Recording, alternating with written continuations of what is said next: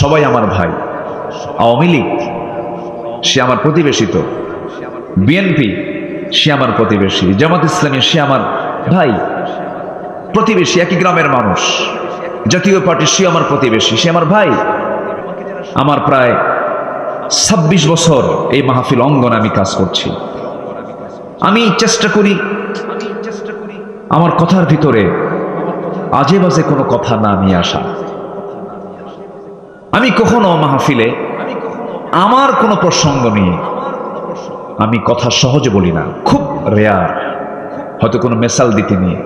যখন কোনো আলোচকের মুখ থেকে আমিত্ব প্রকাশ পাবে তখনই তার মধ্যে নানা ভুলভাল বের হয়ে যাবে, ঠিক কিনা বলেন? যেরকম ছেলেরা বলল আমাদেরকে কোটা সংস্কার চাই, কোটাকে সংস্কার করতে হবে, কোটা নিয়ে আন্দোলন হলো, শেষ পর্যন্ত জবাব আসলো একটা শীর্ষ পদ থেকে, জবাব আসলো যে কোটা বাতিল যদি হয় রাজাকার নাতিপুতিরা চাকরি পাবে। বলেন তো এই যে কথাটা, এর মধ্যে কি আমিত্ব আছে কিনা বলেন? অহংকার আছে কিনা বলেন? অহংকার আছে না নাই? বঙ্গবন্ধুর কন্যা, অমক তমক, মনে হয় দেশটা তারা ভেবেছিলেন তাদের পৈতৃক সম্পত্তি। আসতে কোন কেন? যা মনে করেছেন তাই করতে চাইছেন, কিন্তু না, আমিত্ব অহংকার যখন কারো ভিতরে ঢুকে পড়বে ভাববেন যে তার পতন খুব নিকটবর্তী। এই জন্য অহংকার নিয়ে আসা যাবে না, আমরা উদার হব। জোরে বলি ইনশাআল্লাহ। রাস্তার ফকির ও কার বান্দা? আসতে বলবেন না, কার বান্দা? ফকিরকে ফকির ভেবে আন্ডার এস্টিমেট করবেন না, আপনি ইমানদার হতে পারবেন না। আল্লাহ তাআলা কাকে কেমন করে কবুল করবেন বলা বড় মুশকিল। ওয়ালা তুসাইর খাদ্দাকা লিন-নাসি ওয়ালা তামশি ফিল আরদি মারহা। মানুষকে এড়িয়ে যেও না, মানুষকে আন্ডার এস্টিমেট করো না। সম্পদের আধিক্য দেখে একজনকে দাম দিবা, সম্পদ কম, গরিব মানুষ রিক্সা চালায়, ভ্যান চালায়, তুমি তাকে কম গুরুত্ব দিবা না। না, ইমানদারের চোখে সেই লোকটা ওই ধনী লোকটার মধ্যে তফাৎ নাই, বরঞ্চ ইমানদার ব্যক্তি ইমানদার ব্যক্তিকে প্রাধান্য দেবে। জোরে বলি সুবহানাল্লাহ। আমার নবীজি একদিন বসে আছেন, কাফের মুশরিকরা, দামি দামি নেতাগুলো, সমাজে তাদের বিশাল মর্যাদা, ওই কুরাইশদের বড় বড় লিডারগুলো নবীর সামনে এসে যখন বসে পড়েছে, আমার নবীর সামনে একজন অন্ধ সাহাবী, কি সাহাবী বলেন? অন্ধ সাহাবী নবীর সামনে এসে কথা বলতে চান। আমার নবীজি ওই কাফেরদেরকে বেশি প্রাধান্য দিচ্ছিলেন, গুরুত্ব দিচ্ছিলেন। আল্লাহ তাআলা সঙ্গে সঙ্গে আয়াত নাযিল করে রাসূলকে জানিয়ে দিচ্ছেন, আবাসা ওয়া তাওয়াল্লা আন জাআহুল আ'মা ওয়া মা ইউদরিকা লাআল্লাহু ইয়াযাক্কা। জোরে বলি আল্লাহু আকবার। ওই অন্ধ লোকটা আপনার সামনে আসলো, সে আমার কাছে বেশি দামি। আমার আল্লাহর কাছে কোনো বংশ, কোনো সম্পদ, কোনো নেতা, কোনো মন্ত্রী, কোনো গোত্র নেতা আল্লাহর কাছে দামি নয়। কোনো ধলা, কোনো সুন্দর চেহারা আমার আল্লাহর কাছে সবচেয়ে দামি নয়। আল্লাহর কাছে কে দামি? ইয়া আইয়ুহান নাসু ইন্না খালাকনাকুম মিন যাকারিন ওয়া উনসা وجعلناكم شعوبا وقبائل لتعارفوا إن أكرمكم عند الله أتقاكم। জোরে বলুন আল্লাহু আকবার। আমি তোমাদেরকে এক নর এবং এক নারী থেকে সৃষ্টি করেছি, আদম হাওয়া থেকে বিভিন্ন গোত্রে ভাগ করেছি, ভাষা দিয়েছি, বর্ণ দিয়েছি, যেন তোমরা একে অপরকে চিনতে পারো। তবে আমার কাছে সেই লোকটাই সবচেয়ে বেশি দামি, সবচেয়ে বেশি সম্মানিত, যে বান্দা আমি আল্লাহ আমাকে বেশি ভয় করে। জোরে বলি সুবহানাল্লাহ। আমরা বেশি মহব্বত করব কাকে? আসতে বলবেন না, কাকে? জোরে বলেন কাকে? আমার বন্ধু এক নাম্বার কে? আল্লাহ তাআলা। এই জন্য আমার বন্ধুগণ, সে আল্লাহর পরামর্শ আমরা নেব। আল্লাহ বলছেন এই গুণগুলো নিয়ে আসো। কি গুণ নিয়ে আসবে? সূরা হাসাবের শেষ দিক থেকে আমি তেলাওয়াত দিয়ে শুরু করেছি। মহান রব্বুল আলামিন বলেন, ইয়া আইয়ুহাল্লাযীনা আমানু তাকুল্লাহা ওয়া কুলু قولا سديدا يصلح لكم أعمالكم ويغفر لكم ذنوبكم ومن يطع الله ورسوله فقد فاز فوزا عظيما جلبنا الله أكبر سورة الأحزاب আয়াত নম্বর ৭০ মহান রব্বুল আলামিন ঈমানদারকে লক্ষ্য করে বলছেন, ঈমানদারেরা তোমরা আল্লাহকে বেশি করে ভয় করো এবং তোমরা যখন কথা বলতে যাবে সাবধান হয়ে কথা বলবে। ওয়াকুলু লিন্নাসি হুসনা ওয়াকুলু কাওলান সাদীদা, সুন্দর করে কথা বলো, সোজা সাপটা কথা বলো, পেঁচ লাগায় কোনো কথা বলো না। সমাজে পেচুক কথা বলে এমন কিছু লোক আছে না নাই বলেন? ওদের মধ্যে কোনোদিনই স্পষ্ট কথা খুঁজে পাওয়া যায় না। ভাই তুমি কি কলারওয়া যাবা? কাজ তো বহু এই ওই ওই ওই ওই যাবে কিনা উত্তর পাওয়া যায় না, আছে কিনা বলেন?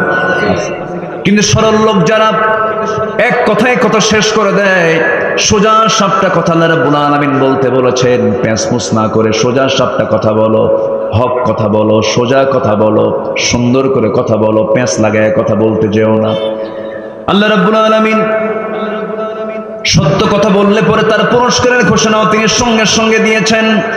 আল্লাহ বলছেন সত্য কথা যদি বলতে পারো, ইউসলিহ লাকুম আ'মালাকুম ওয়া ইয়াগফির লাকুম যুনুবাকুম ওয়া মান ইউতি'ইল্লাহা ওয়া রাসূলাহু ফাকাদ ফাযা ফাওজান আযীমা। সত্য কথা যদি তোমার জিহ্বা থেকে বের হয়, তোমার জীবনে অর্জিত যত আমল তুমি করেছো, আমলগুলো যদি কোনো বেঠিক হয়ে থাকে, যদি কোনো সমস্যা হয়ে থাকে, আমি আল্লাহ রাব্বুল আলামিন নিজ গুণে তোমার ভুল আমলগুলো আমি আল্লাহ ঠিকঠাক করে তোমার আমলগুলো আমি জান্নাতের উপযোগী করবো। যেরকম সুবহানাল্লাহ, জান্নাতের কারণ বানায় দেব এবং তোমার জীবনে যত তুমি গুনাহ করেছো সমস্ত গুনাহগুলো মাফ করে দেব। আল্লাহ পাক বলছেন, বান্দারে এই জন্য তোমার দায়িত্ব হলো জিহ্বাটা সুন্দর করে তুমি রাখবা, হারাম কিছু খাবা না, হারাম কিছু বলবা না, হারাম কিছু খাবা না, মিথ্যা কোনো কথা বলবা না, হারাম কাজে নিজেকে জড়াবে না, হারামকে বর্জন করে চলবে। আল্লাহ রাব্বুল আলামিন তোমার জিহ্বা যদি হারাম মুক্ত হয়ে থাকে, ওই জিহ্বা দিয়ে যে দোয়াটাই করবে সেই দোয়া আল্লাহর দরবারে সঙ্গে সঙ্গে মঞ্জুর হয়ে যাবে। জোরে বলে সুবহানাল্লাহ। কিন্তু আজকে সমাজে সত্য কথা বেশি না মিথ্যা কথা বেশি? যদি বলি মিথ্যার দিক থেকে সবচেয়ে বেশি মিথ্যা কথা বলে এ দেশের কোন শ্রেণীর মানুষ বলেন? কারা বেশি মিথ্যা কথা বলে একটু বলেন না? শিক্ষকরা নাকি? কারা কারা বেশি মিথ্যা কথা বলে?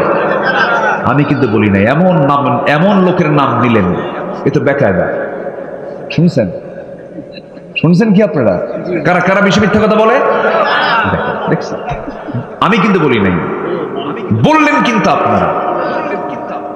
আমার বক্তব্য কিন্তু এটা না। আমি প্রশ্ন করেছি, উত্তর আপনারা দিলেন, তাহলে বক্তব্য কি আমার হলো না আপনাদের হলো? আপনাদের। তাহলে আপনাদের দৃষ্টিতে এই দেশে যত শ্রেণী পেশার লোক আছে এর মধ্যে সবচাইতে বেশি মিথ্যা কথা বলে, মিথ্যা ওয়াদা করে কারা বেশি? দেশ চালায় কারা?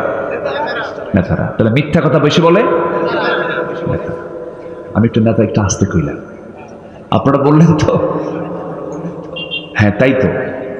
এই 54 বছরে যত ওয়াদা আমরা শুনেছি, ওয়াদা কি পূরণ হয়েছে? আগামী সরকার ক্ষমতায় আসলে পরে মদিনার সনদে দেশ চালাবো।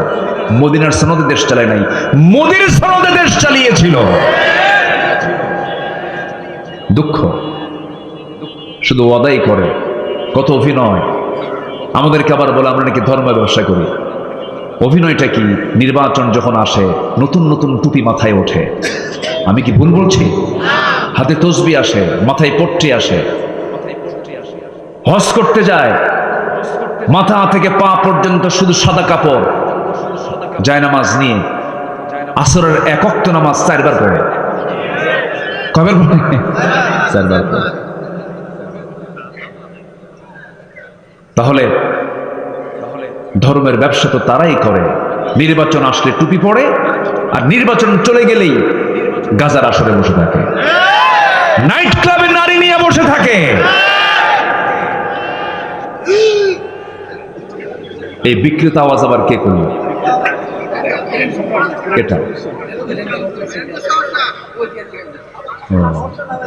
আচ্ছা আচ্ছা, না বাবা, আওয়াজ যদি একটু মিল না হয়, একটু পরিবেশটা একটু নষ্ট হয়ে যায়, একটু চুপ থাকলে ভালো মনে হয়, তাই না?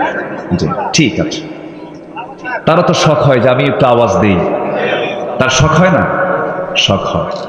ওটা আবার একটা হাসির জায়গা হয়ে যায়। মানুষ তো একটা বিকৃত কিছু দেখলেই তো সেখানে তাদের একটা আলাদা চিন্তা, ব্রেনটা ওইদিকে চলে যায়, ডাইভার্ট হয়ে যায়। সম্মানিত ভাইয়েরা, আপনারা কি আমার কথাকে রাগ করতেছেন? রাগ হচ্ছে না তো আপনাদের? রাগ হলে তো কিচ্ছু করার নাই। সব তো দেখলাম, আইয়ুবের শাসন, বুড়া চাচারা দেখেন নাই? আইয়ুব করেছে শাসন, মুজিব দিয়েছেন ভাষণ, জিয়া কেটেছেন খাল, আর আমাদের চাচা এরশাদের তাল বেতাল। সব তো দেখলাম, সব দেখা শেষ। আগামীর দেশ আমরা দেখতে চাই আল কোরআনের বাংলাদেশ। রাজি আছেন কারা কারা? হাত উঁচু করে দেখান মুসলমান।